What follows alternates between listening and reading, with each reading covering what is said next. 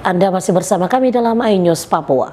Ironis 14 tahun mengabdi sebagai tenaga honorer di Nabire tanpa kejelasan status. Jonathan Talo terpaksa banting setir menjadi tukang ojek demi menghidupi 5 anaknya beserta istri.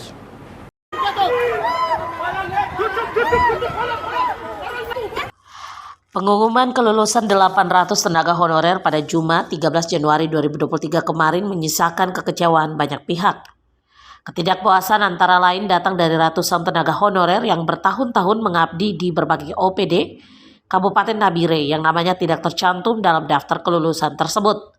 Salah satu yang turut merasa kecewa adalah Jonathan Talo, tenaga honorer di RSUD Nabire milik pemerintah Kabupaten Nabire. Dirinya diangkat berdasarkan SK honorer Bupati sejak tahun 2007.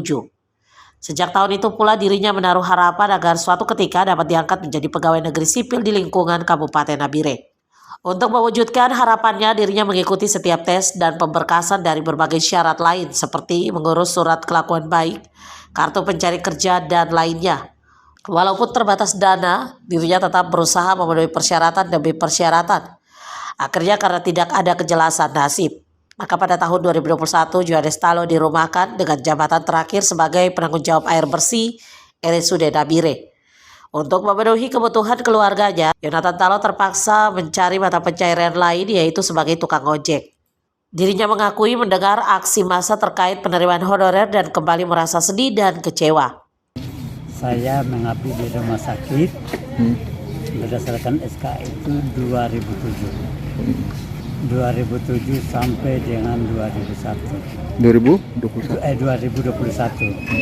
Saya istirahat karena rasa kecewa, sakit hati selama pemberkasan di rumah sakit yang tidak pernah akan berakhir. Nah, sebagai keamanan rumah sakit, saya di situ sebagai tim kamar jenazah juga tidak lepas. Saya sebagai penanggung jawab air.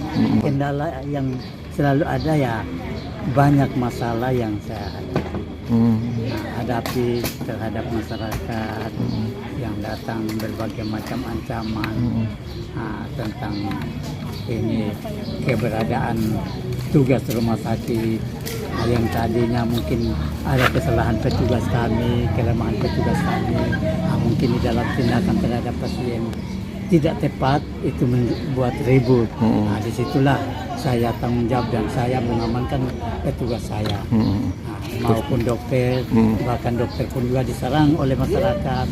Saya siap sebagai keamanan pada waktu itu untuk selamatkan dokter. Pengumuman kemarin itu, di situ saya mulai rasa sakit hati saya yang tadi sudah luka sekian lama, saya sudah ini mau hilangkan rasa sakit itu. Timbullah kemarin itu rasa sakit hati, kok kenapa orang yang tidak punya pekerjaan di mana kok muncul namanya, kok SK-nya mereka dari mana, lalu bukti pembayaran gajinya mereka dari mana, yang nyata-nyatanya dari tahun 2000 di rumah sakit itu ada masih tertinggal, kok tidak pernah diperhatikan oleh pemerintah. Apa sebabnya? Karena tidak punya uang kah untuk membayar terhadap petugas-petugas yang lakukan pekerjaan itu, atau karena apa? Saya tidak, hanya ojek saja pekerjaan, tidak ada lain. Harapan saya yang dari lalu pasti saya akan dijadikan pegawai negeri, tapi cita-cita saya tidak tercapai. Saya yang masih mengabdi, artinya yang sebagai honor ini diperhatikan sebaik mungkin.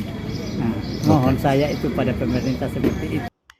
Untuk itu dirinya hanya bisa berharap kepada pemerintah Nabire agar memperhatikan kelangsungan rekan-rekan tenaga honorer sehingga dapat diakomodir sebaik mungkin sesuai dengan hak dan kewajiban. Tim Liputan iNews Jayapura melaporkan.